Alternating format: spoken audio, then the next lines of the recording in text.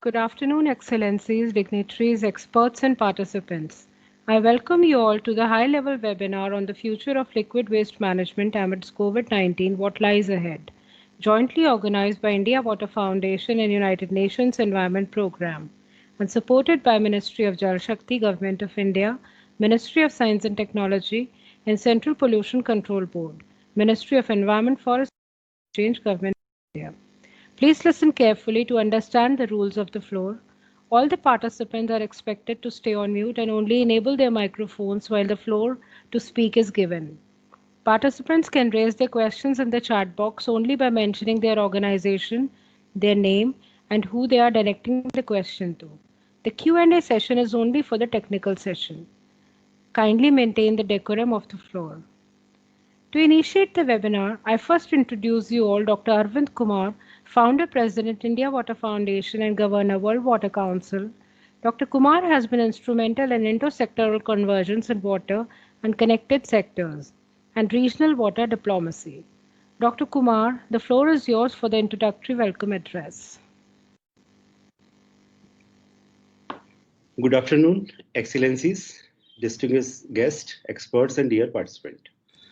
On behalf of India Water Foundation, it is my great pleasure and privilege to welcome Dr. Harshvardhan, Honorable Minister of Health and Family Welfare, Minister of Science and Technology, Earth Sciences, Government of India, and Chair of the World Health Organization's Executive Board. I also welcome Sri UP Singh, Honorable Secretary, Union Ministry of Jal Shakti, Professor Asutosh Sharma, Honorable Secretary, Union Ministry of Science and Technology, domain experts from UN and Government of India, and also Mr. Atul Bagai, Head UNEP India, our collaborators for this high-level webinar. It is my delight to have to all from corners of the world on board for an enriching discussion on liquid waste management, very relevant for us since COVID-19 and liquid waste management are closely interrelated. India Water Foundation since 1.5 decades is fostering dissemination, awareness, best practices, and innovation by a top-down and bottom-up approach. And in the last few years, we are advancing the tenets of sustainable development through nature and science-based solutions. The sudden onset of COVID-19 pandemic in early 2020 has imposed massive health and economic burden on communities around the world and affected every sector of society, including the wastewater sector. Amongst all the category of bio-based medical waste, liquid waste poses serious threat to human health and environment because of their ability of enter watersheds, pollute ground and surface water when improperly handled and disposed. The high-level webinar shall discuss the future of liquid waste management and understand that biomedical waste is a contemporary challenge, which is growing concern, especially in the backdrop of a large volume of biomedical waste being accumulated. Currently, biomedical waste is seen as a vector for the transmission of the virus, a considerable threat not only the medical fraternity, but communities as well. Additional measures should be considered, and I am hopeful that today's high-level webinar shall highlight multifaceted prospect of liquid waste management in holistic terms. Today, it is an opportunity for all of us to broaden the scope of mandate discussion, unlocking the challenge, and find solutions that help us ease the problems and achieve a consensus towards liquid waste management. We will also have an understanding of how various ministries, like our supporting partners from high-level webinar, Ministry of Jal Shakti, Science and Technology, Health and Family Welfare, Environment and Forest and Climate Change, Government of India, concerned UN organizations like UNEP, WHO, and ICMR NERI, and CPCB, civil society, and private sector are integrating waste management response under their mandate and initiatives. We look forward to customized solutions for waste management in a clean and green way and require more integration system-oriented approach that addresses the root cause for this problem, which demand better understanding of multifaceted perspectives. We are at the turning point amidst COVID-19 and cannot go back to business as usual. Instead, we must use this opportunity within the scope of discussion. The high-level policy and technical session is anticipated to be an eye-opener for us to delve on good practices and innovative ideas that focus on reducing the impact, not through end of the pipe solutions, but long-term sustainable measures. From a sustainable perspective, I am hopeful that the takeaways and suggestions from this high-level webinar shall lead an enriching pathway to tackle the menace of liquid waste management in a post-COVID world, and look forward to an engaging discussion leading to recommendations and strategies from a wide pool of brilliant and vibrant domain experts assembled today. Thank you. Thank you very much. Dr. Kumar, for highlighting the crux of the webinar, and understand we all are eager to witness what lies in our discussions today. Now I introduce Mr. Atul Bagai, Head UNEP India. He joined UN Environment's Ozone Action Programme under the Montreal Protocol as the Regional Officer for South Asia in 2000 and served as Senior Regional Coordinator to build the capacity of sub-regional networks in Asia. I request Mr. Bagai to present his welcome and an introduction address, please. Thank you, Shweta, and thank you for giving UNEP this opportunity to collaborate with India Water Foundation and also collaborate with our partners in the Government of India, the Ministry of Jal Shakti, the Department of Science and Technology, the Ministry of Environment, and CPCB. And we are really very happy and proud to be associated with this very, very, very topical issue that the whole world is with today. And I welcome on behalf of UNEP all of you for this webinar. I'll just begin by giving one scenario that when we find solutions to our problems, we are with additional challenges and problems. And present COVID-19 pandemic scenario, one of the measures to prevent and break the transmission chain of COVID-19 is to wash one's hand with soap every day so many times, and this requirement is increasing the production of waste. Similarly, COVID-19 brings challenges with the increased use of medical products, masks, gloves, plastic, textiles, and other single-use products that are discarded in the open environment or in existing drainage system. Microplastics and microfiber pollution in the wastewater. So there is a very close link between COVID-19, wastewater, and sanitation. And this pandemic that are related to the water and sanitation sector. And we are so very happy that we have such senior level participation in this webinar from ministries and departments that are addressing this issue at a country level so effectively and so beautifully. And the idea of this webinar certainly was to see what are the experiences, what are the challenges, and learn from the experiences of ministries. The unit sheets on COVID-19 waste management, which in this issue. As holistic approach to address the issue of wastewater and waste management in COVID-19, so as to also prevent further infection, and that's very, very important. And sharing knowledge and raising awareness about this link between wastewater and COVID and the consequences of poor sanitation and unsustainable wastewater management is a factor that we all need to realize while we fight.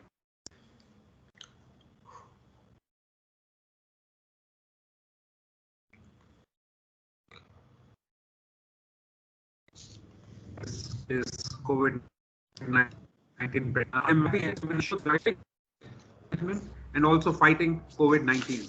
I welcome everyone for this webinar, and we look forward. Thank you very much.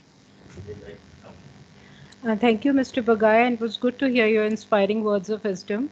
You have pointed out the basics which lead to finding solutions. Thank you. Looking at the magnitude of biomedical waste, especially liquid waste crisis, many challenges have emerged significantly that needs a revisit to the concern issue.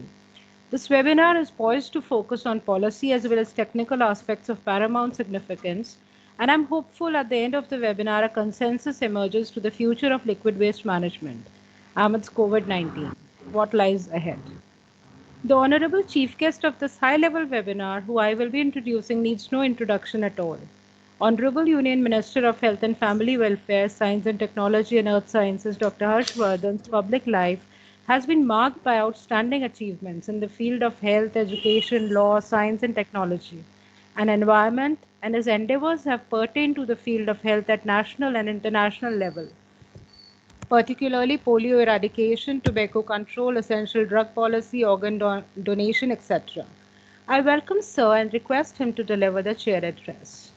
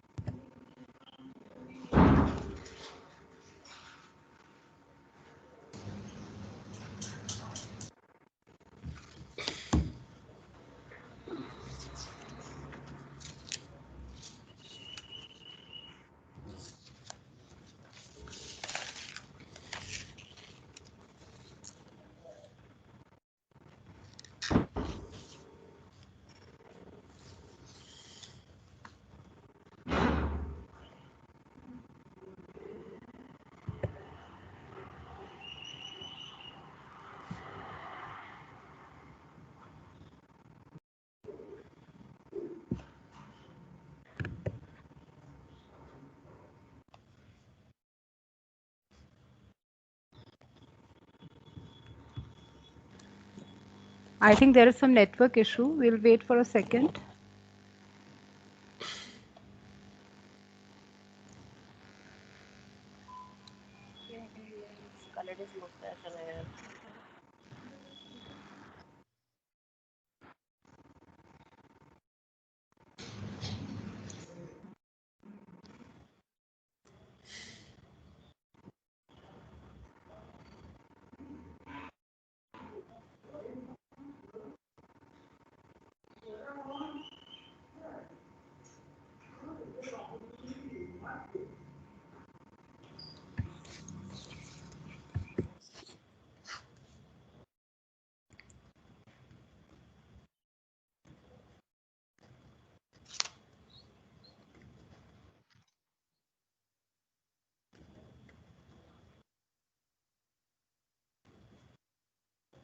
Greetings to all of you. It gives me pleasure to note that India Water Foundation and United Nations Environment Programme have come together to deliberate upon a pressing concern of liquid waste management, especially amidst the prevailing COVID-19 pandemic. UNEP India has special focus on environment and waste management, including resource efficiency. Together with India Water Foundation, it disseminates global learnings and best practices at grassroots level. The entire globe is under the havoc caused by COVID-19 pandemic, which is wrecking our everyday lives with trickle-down impact on every sector. My ministry is working round the clock with other departments of central government as well as with state governments, WHO, ICMR, CSIR to contain the coronavirus outbreak. I am told that the present webinar shall discuss the future of liquid waste management and shall also emphasize on the fact that effective management of biomedical waste fits well into the priority areas of preserving and protecting environment and health. Today, the need for biomedical waste management is quite significant. While there exist rules and regulations for disposal of such waste, what we need is strict compliance of the extant rules and regulations for safe disposal of such biomedical waste. We are looking at long-term solutions for such waste management so as to ease the pressure on health and environment. I would like to thank the UNEP and IWF team for supporting member states, including India, through an environmental strategy, working with the environment to protect people. I am hopeful that there shall be focused discussions on the suggested topics in the webinar, which would result in useful outcomes in the form of good policy suggestions. Thank you. Thank you, sir, for your nuanced insights, and you have our support along the endeavors of the ministry. Like you, even we all hope for thought-provoking deliberations and discussions substantial to the contemporary challenge of biomedical liquid waste. At the advent of the policy session for the first keynote address, we have a speaker who has held important assignments in both central and state governments and possesses rich and varied experience and is deeply involved in policy, planning and management of water resources in the country. Mr. U.P. Singh, Secretary, Department of Water Resources, River Development and Ganga Rejuvenation, Ministry of Jal Shakti, for the keynote address. Sir, the floor is yours. Thank you very much. Can you hear me? Am I audible? Yes, sir. Yes, sir. Okay. A very good afternoon to all of you. Honorable Minister for Health and Family Welfare, Science and Technology and Earth Sciences. And at the outset, I would like to thank both the organizers, India Water Foundation as well as UNEP. And I have two of my close friends are behind today's webinars. I'm very happy to be here. As I have been in this sector for more than 4 years now, actually, dealing with water and wastewater. And basically, I would be talking out of my experience of last more than 4 years in Government of India. I have dealt water, but not wastewater at the state level either. So since I have about 20 minutes, I would not cover, because the wastewater is also a very huge sector. So I would like to cover some of the important aspects of wastewater management. When I'm talking of wastewater management, primarily I am talking basically of the sewage management and the industrial effluent management. Now, the first thing which comes to my mind is basically the lack of reliable data relating to the wastewater. In the sense that there is no, the CPCB from time to time brings out some kind of a compendium which says that how much sewage gets generated in the country and then how much capacity has been created as far as the sewage management is concerned. Similarly, some data is also there in respect of industrial effluent. None of these data, in my opinion, are very, very reliable in the sense that mostly even the sewage generation data is based basically on some kind of a norms. You have a CPHO norm, so it talks of that in a particular city, like you have a norm of 135 liter water supply, 135 LPCD, and when you top and multiply it by about 0.8 or so, because 80% is sewage generation, so you arrive at a figure approximately how much sewage gets generated. But the worst is not so much of how much sewage gets generated. The worst problem in data is basically relating to the treatment. Now, any document you go anywhere, they only give you two figures. The first figure is how much sewage gets generated approximately from the towns only. Generally, it doesn't deal with the rural areas. And the other is how much capacity has been created. The figures nowhere tells basically that how much is sewage getting generated. So what is the meaning of a capacity creation? What matters basically is how much sewage are we treating. So somewhere you will read that, okay, 60,000, 62,000 MLD of sewage gets generated every day, and some data will say that 24,000 MLD or something, a sewage treatment capacity has been created. So these are the two data. Now earlier in Ganga, and now since I deal with all other states actually, last 4-5 months, I have put my entire almost effort in getting a reliable data relating to sewage generation, sewage treatment capacity, as well as actual treatment which is taking place in different states actually. Not only that, not only the total figure, even for example, in any state, if you ask how many, for example, sewage is treated in STP and liquid waste management is treated in ETP, and then you have a cluster of industry, then it is CETP.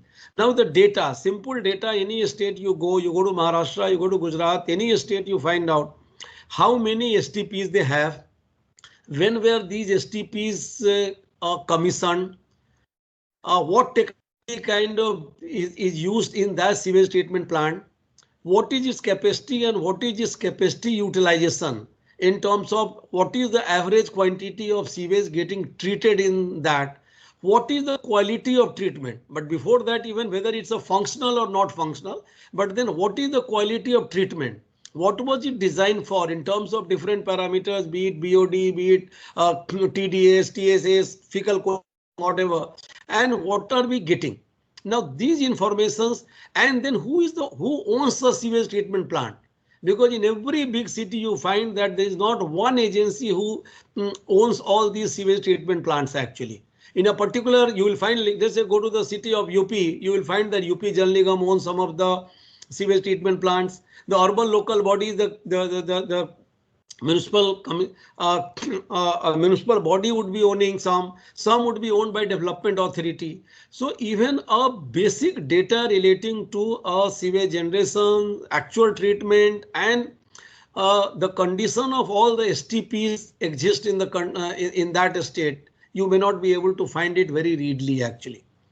Similar is the case as far as the liquid, the industrial effluent is also concerned. So the first concern should be data actually, because unless the data is the base for the planning actually, and unless we do a condition assessment, what we call, of an existing sewage infrastructure, then how do you know, first of all, what is the gap? What is the gap between the existing infrastructure capacity and what is the capacity to be created? But more important is also how is the existing capacity is being utilized.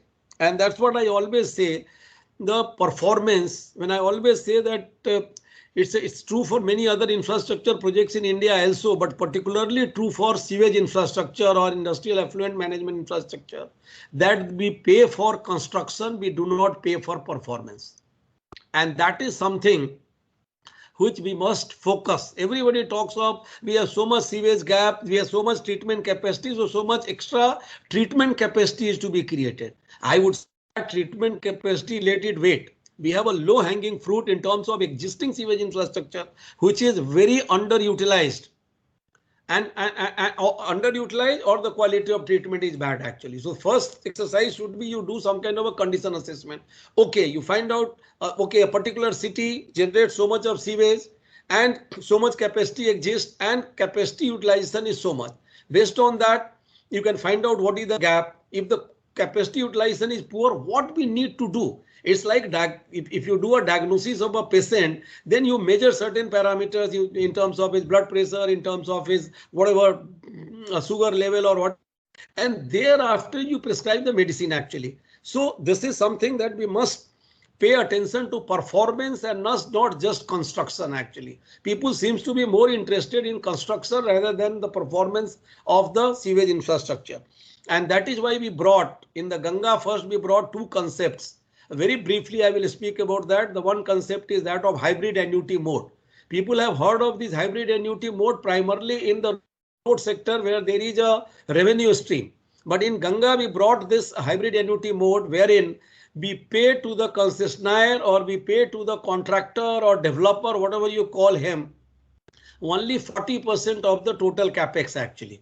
The balance 60% capex along with the O&M. We have projectized 15 years O&M into the project cost actually, because in the past one of the major problem why sewage infrastructure did not function well used to be the fact that there are no money with the for the operation and maintenance. Some of the Jal Nigams do not have even money to pay the electricity charges for their pumping stations. So we projectized. Maybe the cost has become double. Earlier 100 crore maybe the capex, but 100 crore is the opex actually for 15 years. So that O&M also got projectized. So we pay him only 40% of the capex. The balance 60% capex along with a interest on a good rate of interest, and along with O&M charges which he has quoted over a period of next 15 years, every year in 4 equated quarterly installments actually. Subject to, there is a big subject to, or there is a big if there, subject to the fact that he fulfills the conditions, of parameters. So unless he satisfies the parameters, he doesn't get paid actually. So that is a great incentive for him. Otherwise, earlier he used to make a plant and go away from there. He is not bothered about functioning of the plant. Now, since his 60% of capex, his O&M charges, everything is linked to the functioning of that project. What he does is right from the beginning, from the design stage itself, he is particular about good functioning or proper functioning of that plant. So accordingly, he makes in an optimum design. He is concerned about the quality, because tomorrow whatever he has to do the operation and maintenance within the amount which he has quoted actually. So he has to be concerned about quality from the beginning. So this is one, but we did not stop here. We went one step further. In some of the cities like Kanpur, Allahabad and all today, we have a concept called one city, one operator. Then we said, no, for entire city, I will deal with only one developer and only one operator. He will develop my greenfield plants also. He will take over all the brownfield plants and their maintenance without upgradation, with upgradation, so that I have to deal only with one developer or one operator for the entire city. So I am now trying that this concept of HAM, hybrid annuity mode, and the one city, one operator concept is basically adopted by other states and in other basins as well. So my second point was that let us talk about performance more rather than talking only about the capacity creation. And there comes the questions of monitoring. Monitoring the performance of the sewage infrastructure, whether it's a STP or whether it's a ETP or CETP, is not up to the mark. Since there is hardly any state which has a proper online monitoring system in this age of technology, where you can always have a sensor or whatever SCADA system in position. So that kind of a monitoring is not there. So the third aspect, I would say that we must monitor. Of course, certain things have been done by the CPCB in case of industry, whereby online computerized effluent monitoring system is in position for most of the gross polluting industries. But then there are issues there relating to the online monitoring also. But monitoring is a very important aspect of sewage or the liquid waste management, both sewage as well as industrial effluent management. The fourth point is a lot of people talk about the norms. Norms or standards. And one standard, everybody would say that everybody talk in terms of tightening the standards actually. But if you tighten the standards, it comes at certain costs actually. Now, we are not a country. I always say that first I will like to have 2 square miles and then only I will bother about whatever desert or something. Now someone say that no, existing sewage treatment plants only are designed for 30 BOD or something. Let us make it to 10 BOD or something. Let us improve the norms. Now, I would say that in a country where we don't treat almost 75% of sewage, should our priority not should be treating balance 75%, or should we basically spending our scarce resources on only upgrading already existing and functional STPs? So I would say, and then one should understand, for example, even if you bring down, let's say you put some coliform level for your sewage treatment plant. Even if you reduce coliform doesn't come only because of the STP's outlet into a river or something. Fecal coliform is caused by many things. Whenever our rivers are not like rivers in the West, for example, it's not that our cattle, our human beings, a lot of agriculture waste, everything goes into the river actually. So coliform, even if you have the very tight coliform norms for the STP, it may not be effective. And second thing, norms should be basically dependent on what kind of use we are going to make of that treated water actually. if I'm going to use that treated water for, let's say, irrigation purposes or the cooling purposes or certain kind of processes which doesn't require very great water quality, then why should I subject it to treating to a, I'm not utilizing in India a wastewater for a drinking water purposes actually, and we should not right now also aim for that, because anything, any tighter norms, any such things involves a huge cost actually. So we have to prioritize basically the funds which is available. The next point, a lot of people talk about technology actually, but before technology, a lot of debate also has gone regarding, let's say again, I'm talking of sewage treatment plants, whether it should be basically a decentralized sewage treatment plant or centralized sewage treatment plant. Mostly in India, we has gone for centralized sewage treatment plants, especially in case of river rejuvenation. So what we do is we allow all the sewage to flow to one place. We do a interception diversion or through the network, and we take it to a sewage treatment plant which is located close to the river. We treat it, and thereafter treated water we allow it to go to the river actually. In my opinion, we also need to talk a little more in terms of a decentralized sewage treatment plant actually. In the sense that, let's say the colony where I hope my friend Ashutosh is also there. We live in a particular colony called New Motiwa colony in Delhi, and we entire it's a zero liquid waste, it's a zero ZLD kind of a colony, in the sense that whatever liquid waste gets generated there gets treated, and the treated water gets utilized inside the colony itself. So we should go for, in my opinion, more and more for a decentralized solution rather than basically focusing only on centralized solution. And the other thing is, whenever we talk of liquid waste management, we talk only in terms of sewage treatment plant. No, sewage treatment plants are costly. Sewage treatment plants are difficult to maintain. You have other things, for example, like fecal sludge management or septage management. In India, especially in rural areas, even many urban areas, you have a septic tanks and all already in very large numbers. So number of states, for example, Odisha has done very well as far as the septage management or the fecal sludge management. So they have basically looked at sewage treatment plants only for their bigger cities like maybe Bhubaneswar or Cuttack or maybe Rourkela or Sambalpur. But for a smaller cities, they have gone for a fecal sludge management or the septage management, which is very important actually. But anyway, one size does not fit all. Somebody talks of that this technology, that technology. My take on this, that we should have a neutral. We should be neutral as far as the technology is concerned actually. And if I have a lot of land in my rural areas, why should I go for a MBBR or SBR or any such technology? For me, a simple waste stabilization pond would be fine actually. So it all depends on kind of what is, first of all, use of the treated water, and secondly, whether we have sufficient land available and some other things. So I would say on two things here. One is, let us now try to focus a little more on decentralized sewage treatment plants. Why should, if a new housing society or something is coming, why should it not treat entire water, entire wastewater which gets generated from that society and gets treated inside the colony, and treated water is used inside the colony? Why should it find its way to our drains and all and finally into the river actually?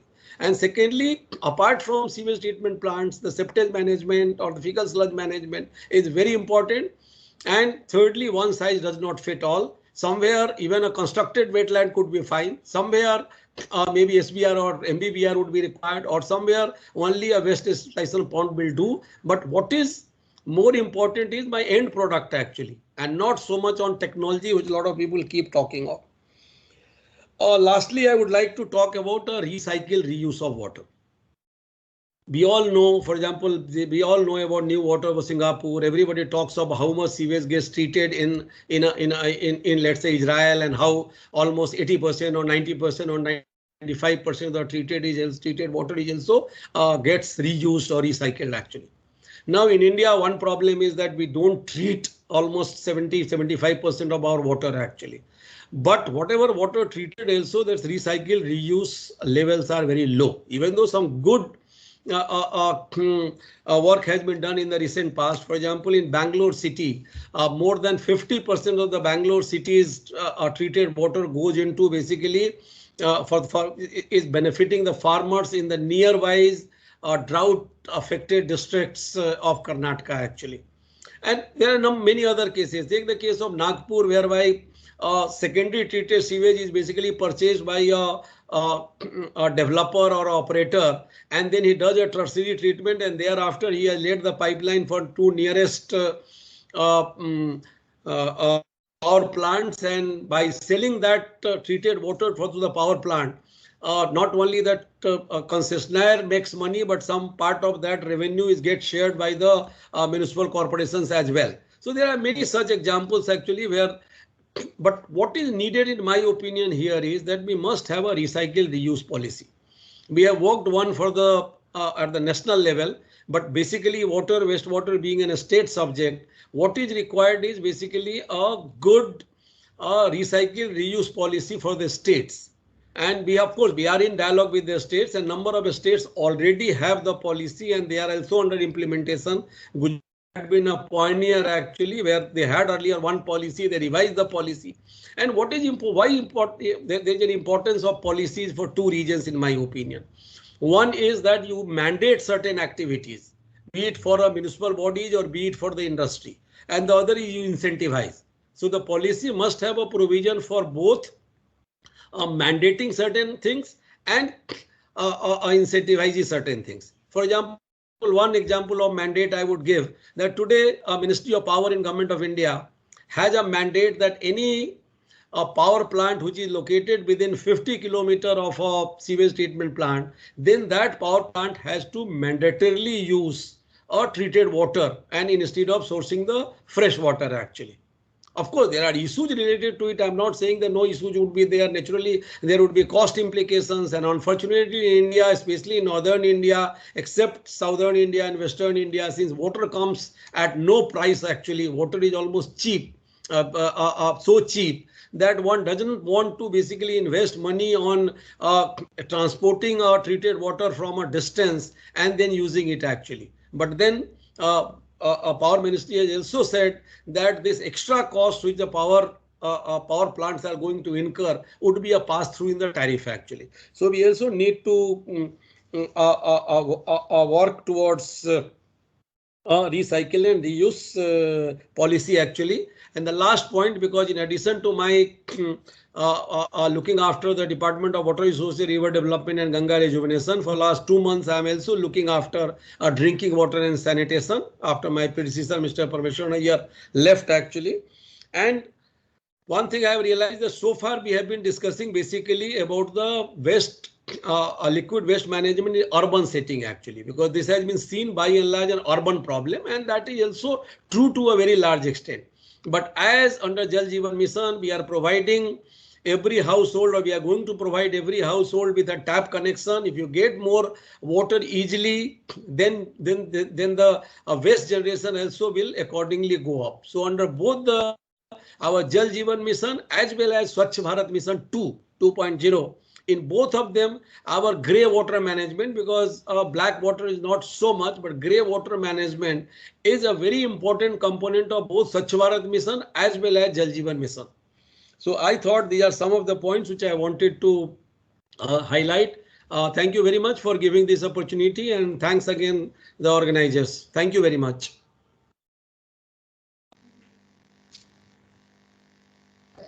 Thank you very much, sir, for your insights. It was a bird's eye of the challenge that we all are facing from rural as well as urban scenario. Every data and study is incomplete without the intervention of science and technology. Our second keynote address is from the personality who has helped initiate several new programs related to infrastructure, human capacity building, innovation, and startups, R&D in advanced manufacturing, waste processing, clean energy, and cyber physical systems, all in all a versatile scientific approach. I welcome Professor Ashutosh Sharma, Secretary, Department of Science and Technology, Ministry of Science and Technology, for his keynote address. Thank you indeed. Good afternoon. Good afternoon to all. I'm so delighted that the setting was set up by my minister, Dr. Harshvardhanji, Minister of Science and Technology, Earth Sciences, and also Health and Family Welfare. So indeed, he is a very passionate, very committed champion. I think there's some feedback. So if if people turn off their mic unless they're speaking, that would be nice. Um, okay, this is such an important area that we are discussing, and I'm so happy to see. I've already seen two watermen here. One, our Dr. Arvind Kumar, totally committed. I've been to his meetings for last 4 years, 5 years maybe. I even forget how long. But as long as I've known him, he is one champion of water who stands out. And then, of course, we heard very deep insights into everything from science and technology to policy to regulation and what to be done by my very famous friend, Mr. UP Singh, another Jal Shakti, another waterman. So it's fantastic. It's looking really, really great. And you see, water. So I think so much about it all the time. And in fact, I drink a lot of it, 5 liters a day. So it's something very intimate, very personal to me. And we all need clean water, clearly. Now, water and air are two things that we totally underestimate in their importance and in their continuity and their, value, actually. And it was already pointed out by Mr. UP Singh that a lot of it is because we get water cheap, we get air free.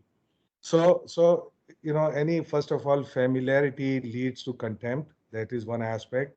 The other is what I got in plenty without paying nothing for it. I cannot respect it.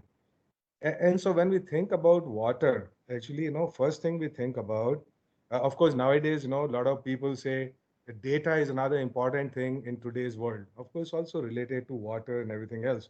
So they say data is the new oil. We must have all heard about it. I just totally disagree with that. And I have been a champion of correcting them by saying data is the new water because oil is totally dispensable. It's going to disappear. Nobody cares about oil and certainly not going to care about it in 50 years from now. So, water, on the other hand, is central to who we are as organic life forms. We don't watch out for it. Today, we got water coming out from underground. In Rajasthan, it may be 1 million years old. So it took it thousands of years to form that layer of water percolating slowly through these porous rocks. And it's gone in 10 years. So now, when we think about water, I think most of it has been covered by Mr. UP Singh, so I would not dwell on the same aspects. Where we say, look, first of all, there is, water and anything for that matter. It has two very important aspects. The first one is what I call nexus. So while we have so many different ministries and so many different technologies, and which is all very good, the fact is you cannot see water in isolation with agriculture. 75% water goes into agriculture. You cannot see water away from energy. In fact, the amount of water which is really thrown away, circulated in our power plants is tremendous. So there's a nexus between water and energy, and certainly between water and health. So some of which is what you're looking at here. So especially in the time of COVID-19, when I looked at just now, I looked at the title of this webinar, and I said, what is COVID-19 got to do with water? Well, of course, it was clarified that, look, of course, about biomedical waste and all that stuff. But really, you see, even when COVID-19 has disappeared from the margins of history book, water would still be there. And water problems would still be 10x, 100x, a million x of what they are now. They make no mistakes about it. So now, you see, to give you some example, it was correctly pointed out, really first thing I want to tell very clearly, it is not science and technology which is the limiting factor in our use and abuse of water. In fact, I'll give you a little personal example. See, because I used to work in nanotechnology, in particular looking at nanotechnology of energy, water, and so on. We had, this was long time ago. We had a minister visiting my center in IIT Kanpur. So he told me, he said, can you make some new nanotechnology for cleaning up River Ganga? So I said, sir, you don't need nanotechnology to clean River Ganga. So he said, so what do we need? I said, you check up on your inspectors. And at the end of that conversation, I never got a new project. I should have said that nanotechnology is good for cleaning River Ganga, right? But you see, whole point is I totally agree. anybody who say, look, science and technology is not the limiting factor. What is the limiting factor? First of all, it is a will of society. It is economics, economics of situation, as was pointed out correctly. There is a price to pay for everything. Society as a whole has to be at a level which can afford this price. Third aspect is awareness. So there are a whole lot of things that don't impact economy, but it's about very general, deep.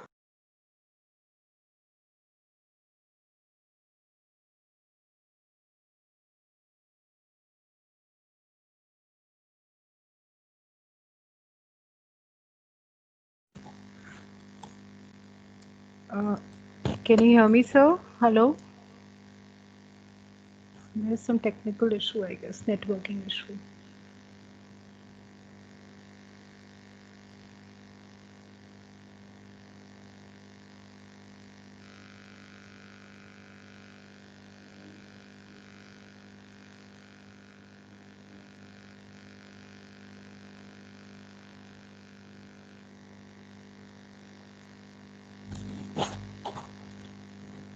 It's a bad network, I guess, at his side. Looks like Yes. me and Ashutosh are friends for last 43 years. That's great to know, sir.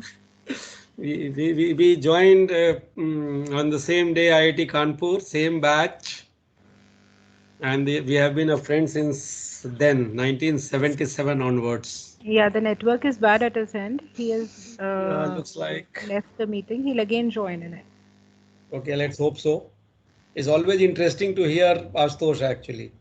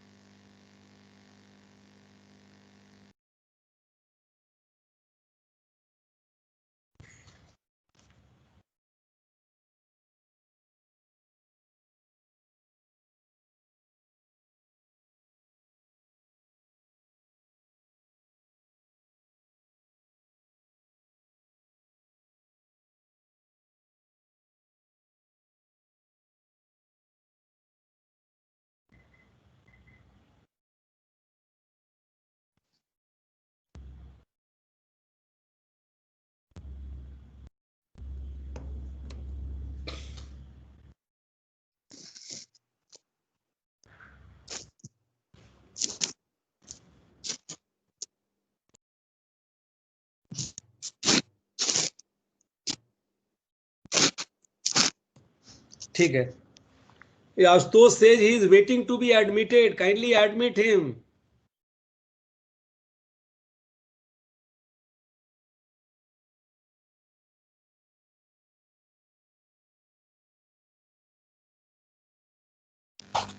Yes, he's been admitted. I just talked to him. He was saying he is waiting to be Yeah, admitted. he has been admitted. Does Okay, it? fine. No problem. I know that once you admit people, you don't look for to admit new people. Somebody, the god of technology out there didn't like his criticism that I was pursuing. So he said, let me show you the power of technology. See, now you're out. Let's back in, right? Welcome Okay, back, sir. so Please. perfect. So I've already lost 2 minutes, and I would make up for it by not speaking so long. So I promise you that. Okay, so what I was saying is, look, there are two aspects in every technology that we need to pay attention to. The first one is nexus. When we talk about food, we talk about water. When we talk about health, we talk about water. When we talk about energy, we talk about water, right? Really, and vice versa. Second aspect is what you would call paying respect to life cycle analysis. And again, this was brought in very forcefully by UP Singh. He said, look, it's not enough to just set up the dam plant. You have to run it for 50 years. Make sure that it's running. And I have that personal experience. Near Kanpur, there are lots of plants that have been set up with much fanfare. And indeed, they never run. They run with 10% capacity, which is even worse because 90% of the stuff goes right.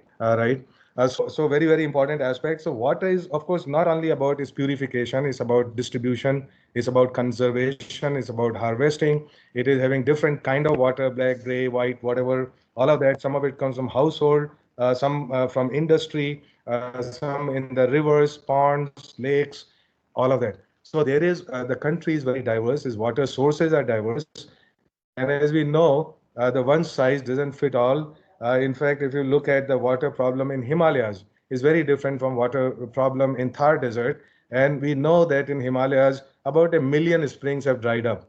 And we have written a report on it saying where were those springs, what is their catchment area, where does the water come from there, and how do you actually revive them. So this is a very holistic problem. It's not only related only to one aspect of science or tech. Also, now we are flying drones with LiDAR, with different sensors to see what are the catchment areas of these springs. Whole lot of have dried up because, the degradation of habitat around these springs. So how do you actually revive them? So the point is, even if after we have mapped all of this, even after we know how to revive them, who's going to do it? So I think we basically come to the point that unless there is a very strong awareness and commitment of local population, awareness and commitment, as well as, of course, the resources which might be needed for it, unless all of that actually comes together, technology alone, mapping, all of that is not going to solve our problem, much less it has solved our problem either about Ganga or anybody else, even though the fact is that the waste water processing technologies are known for a long time, and they can in fact even be effective. So that is just the opening stuff. Now there are of course, there are lots of things we see around us which are related to water, but somehow we kind of close our eyes and say, really, this problem is not going to be solved. So this is about the will of society, as I was saying, at large. Now, take one such problem. You see, cotton. 1 kg of cotton, to produce it, it takes about 8,000 liters of water in India. Somewhere else, I know the minimum amount of water that it needs about 5,000 liters. Regardless whether, 5,000, 8,000 liters, what have you. Every cheap raw 1 kg, we are actually exporting virtually 8,000 liters of water. Horror of horrors, that 8,000 of liter of water may in fact be even the purified form. It's not just agriculture grade water. Because a whole lot of this water is, as I said, is coming from underground sources, underground water, which is a really good, non-degraded, pure form of water in many cases, unless I, have contaminated that with industrial activity. So the question is, must we grow these crops where there is no water? Whether it's sugar cane, whether it is cotton, whatever. It's not saying that we don't need them. We certainly need them. But is there a crop that matches the terrain and the climate and so on? So it's a very big question, and clearly it's not a question of science and technology. We know all the answers in science and technology, but we don't know how to convert that in terms of what would be useful for society at a speed and scale.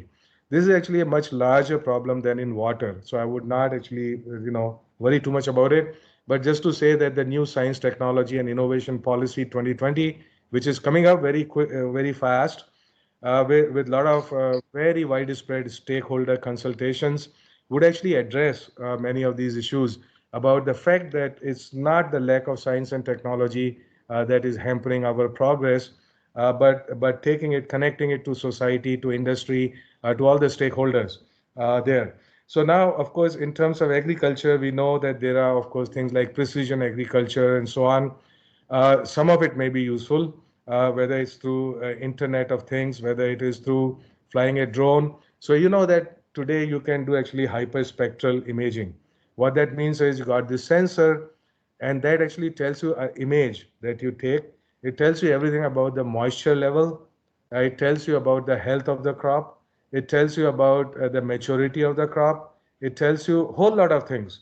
So all of this actually could be taken care by that, and by saying that, look, okay, when do we give water, how much water, what kind of fertilizer, what kind of pesticide, all of that could be based on evidence and based on the data that one collects. And that has to do with, soil health and all this stuff is going on. It has to be done in a much more committed way and much more widespread way.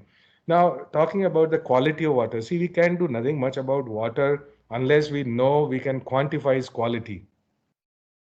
How do we quantify the quality? Of course, there are also air sensors. We quantify all that and say it's bad, not bad, whatever. Right. Now, there was a very big project, a mission really, that was set up about 3 years ago in a 50-50 partnership with Intel. So Intel, to make these chips, to make these low-cost sensors, which have onboard power for several years. It also has onboard communication. And imagine these are called smart pebbles. So each one of may cost a couple of thousand of rupees. So you take tens of thousands of those and you scatter them all over the place. And real time, they are actually relaying information about what is going on. See, because the mapping of pollution, it is not as simple as simply, saying what are the point sources, where is it all coming from, where is it all going, how is it distributed, in order to have a good way of dealing with it. And then it generates huge amount of data, which gets processed through big data, artificial intelligence, and so on in the back office. And it's constantly telling you what kind of interventions would be needed. So that is all tech aspect. But I'm a little skeptical, maybe not very skeptical, but a little skeptical that all this tech and the data which is generated, who's going to act on it? And what is the will actually to act on it, and what are the resources and muscle and the mechanisms to act on it. So all of these things are something that as we go along we have to pay attention to those uh, because technology is either available or it can be generated, it can be made available at short notice as long as you can project the requirement. And we have seen this in the time of COVID-19. 4 months ago, everything was imported, from the little PPEs to N95 masks to ventilators to diagnostic kits. And these are fairly high-tech items, some of them. But within 4 months, not only you have the best of quality, global quality in these products, but they're also being manufactured at scale. There is enough capacity, in fact, to export them. So point I'm trying to make here is that there is such a thing as projecting very clearly the technology need.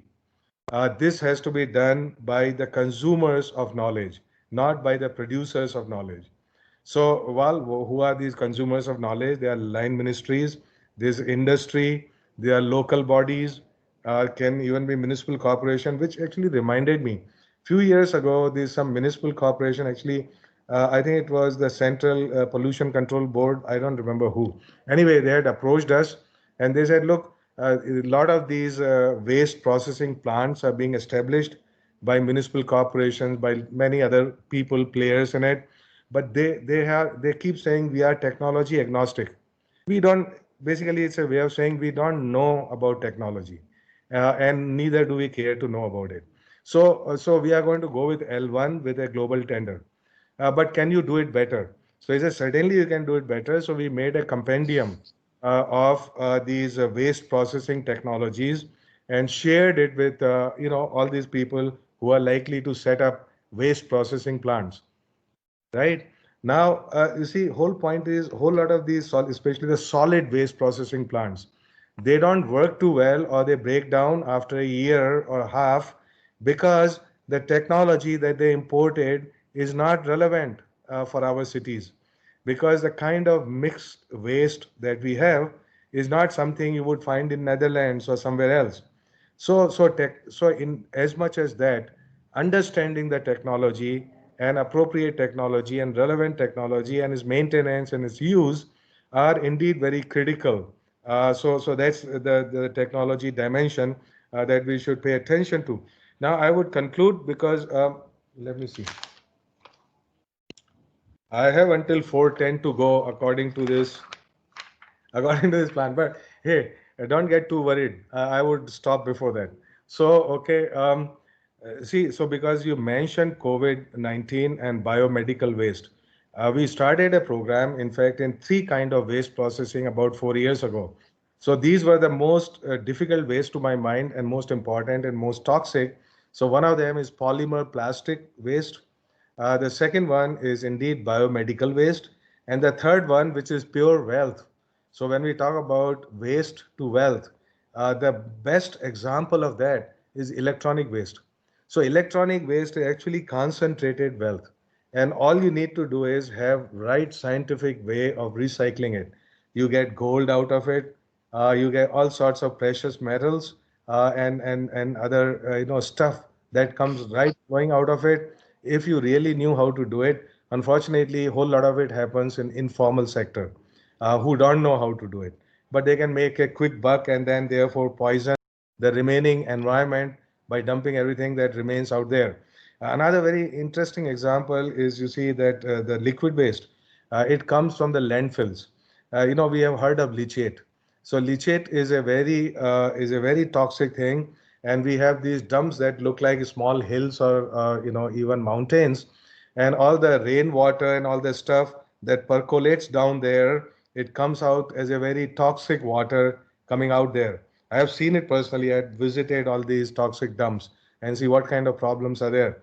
So you see, this is because the dumps have not been set up scientifically. There are two ways to do it, which means once you have created the mess, you go about cleaning it, or you set up things to begin with in scientifically sound way, which means that it would minimize the waste or the toxic things which are going to be generated. And that these landfills is a classical example of that, which means if we were to plan a new landfill site, then you make sure that the leachate management is taken care of, and it is not that difficult. So maybe perhaps additional 5% the cost of the site preparation, that you would actually have something which is working, and then would be much easier to clean up also later. So all of this basically requires that we do some scientific planning at time t equal to 0, and not just think, oh, well, chalta hai, and then this jugaad hai. You see, so we have to move away from jugaad and do scientific planning for any of these things, and that's going to have very huge dividends. So I would conclude now, as I said, by saying about biomedical waste and especially COVID-19 waste. You see, COVID-19 waste can be a huge problem in hospitals. All kind of infectious waste is a huge problem in hospitals. So I have seen a lot of innovations actually happen in this space. Again, in the last 4 to 5 months, to give you an example, Sri Chitra Institute of Medical Science and Technology in Thiruvananthapuram, they came up with these garbage bins for hospitals, which are now being used, is being produced commercially. And I'm sure there are competing products of this kind from other places. So it has a lining inside. That lining actually neutralizes the virus. So basically you keep dumping everything in there, then you close it, then you let it remain for a certain number of hours before disposing of it. So this is a very simple example. There are a whole lot of fluids that fly out from the patients of COVID-19, and all of them are also collected in this kind of bin, right, which goes in your mouth. So it neutralizes the virus before you dispose of it.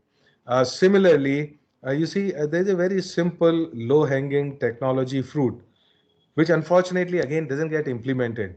So all the wards and all the hospitals which are dealing with COVID-19 patients, they are supposed to maintain a little bit of negative pressure inside.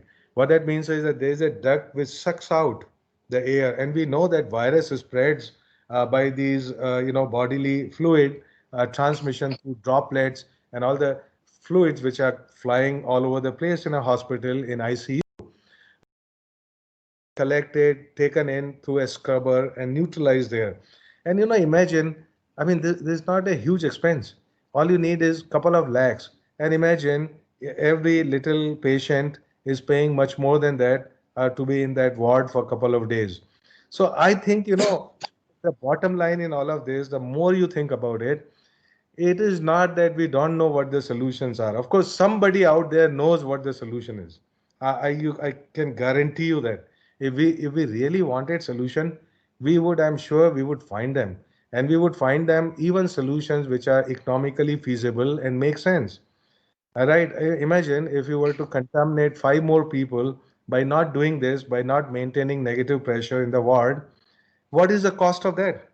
I mean, forget about the human cost. What is the cost of treatment? What is the cost of downtime? I have done all these calculations back of the envelope, and it just doesn't make sense that these people don't implement it. So you really think deeply. You say, why are they not implement? Are they stupid? Are they greedy? No, they're not stupid. They are top of the line doctors and everybody else, hospital managers, right? Are they greedy? Maybe they are, but because like I pointed out, if you spend 5 lakhs, going to make a difference in their bottom line, right? Just keep another patient for 2 more days, for heaven's sake, and you would have recovered the money, right? I'm saying all this in lighter way, by the way. So don't take it seriously. Don't quote me on this. But anyway, so it's not that. The point is that people just don't appreciate. Okay, they don't have this deep awareness that look, there is a problem and there is a solution for it, and for heaven's sake, let me go about troubleshooting this problem, not just, twiddle my thumb and say somebody else is going to do it. Oh, should I really do it? It's going to take my time. All this. It's not in our consciousness to really worry about things because we know how to deal with garbage. Throw it in your neighbor's yard, for example, right? So the easiest way, so this is a culture that permeates all our brains very, very uniformly. And so it is not technology. There's so many, now people were saying, look, that we wash our hands so many times in COVID-19, and certainly that puts in, degrades water more than the usual. And it's not just that. This water is actually laced with surfactants, right? So it is not as simply as, okay, more water down the drain, but it's much more difficult water to clean, if you would, and to recycle. So of course that there are disinfectants which are alcohol based, which is not a solution. There is not like saying this famous queen who said, if you don't have chapati, eat bread, right? So okay, if you don't have water, use, alcohol based disinfectants, which is not really a great solution. But there are, of course, these so-called green surfactants, biodegradable surfactants, and a whole lot of these formulations have come in the market. They're about 50% more expensive than the alcohol, the usual stuff that goes around and so on. So again, it's a question of policy. It's a question of how much you lose in terms of water and it's recycling. What is the value you put on water, right? And since we put no value on water or nearly zero, even for agriculture, that is a huge disaster. I mean, this is one low-hanging fruit. See, we clearly don't want, nobody would want that the water should not be used where it is required in the quantity and quality that is required. So I would just conclude by saying that you see that we must make available water in quality and quantity for specific applications which is required. But we must not make it available on such terms which would lead to gross abuse. And the amount of water that you can save simply by this policy, right, which we can all imagine is how hard would that be, right? But the disruptive power of just this simple thinking in water could be so huge that we won't have to really worry about any other option at this moment for with all the amount of water that one can actually save. And so our domestic water, for example, now everybody worth his salt has this water purifier sitting at home, isn't it? I have had it for 2 decades. I don't know how long. Anyway, and it's been throwing away more than 50% of water as saline water because it's a membrane-based unit, right? So I have been asking my friends, some of whom are in water business, saying, look, they're not making any sense. We are throwing away all this good water. Of course, in one household, it appears small, but you integrate over the entire country and going forward where everybody is purifying water for their use, the amount of water we are throwing away is simply criminal. So, and there is a solution for it. So there are now models of this which would send in this water, saline water, which is being discarded into your overhead tank, right? So it mixes there. You use it for bathing, you use it for irrigation, and anyway, it's very small amount. So it goes into overhead tank, then it gets diluted there. So it's not going to change the quality of overall water up there. These little interventions. So I'm very happy to tell you that today I'm going to install that kind of purifier at my home. The guy is just working on it right now. That's how I remembered it, and I said I should spread the good message about this. I'm so happy that I got rid of that old solution, and that we are going to conserve some, 10 liters of water a day doing that. And you multiply that with the power of the people, the number of people that we have in this country. It only requires commitment, it requires will, it requires understanding, it requires compassion for water and how bad it's going to be in the future, and all of that, and awareness and education. So let's get on with that. I'm indeed very thankful, Dr. IWF and UNEP, and of course Dr. Arvind Kumar and everybody who is here for bringing this to people. Please bring it to the doorsteps of people, not just with people like me and you. We talk about water all the time. There are lots of experts that talk about water all the time. Then we go home, right? How let's think about how it's going to reach 100 crore people in a simplified way, so they get on with it, just like we do puja every day or something, go here there. If it becomes part of our life, then it's going to work, right? Thank you again. Thank you. Namaskar. Thank you, sir, for your perspective on water usage and also bringing forth the idea of rural and urban, as well as giving us an idea of the examples what you have shared of neutralizing of the virus. Thank you so much. Now, with